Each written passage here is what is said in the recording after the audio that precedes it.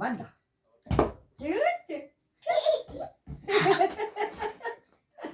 গম্বা খাচ্ছে তুই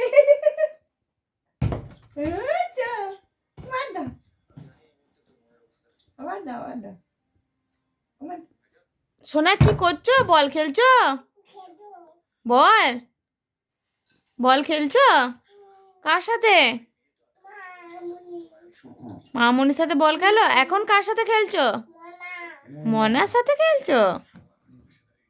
খেলো খেলো। এটা কি বল সোনা? ফুটবল। ফুটবল।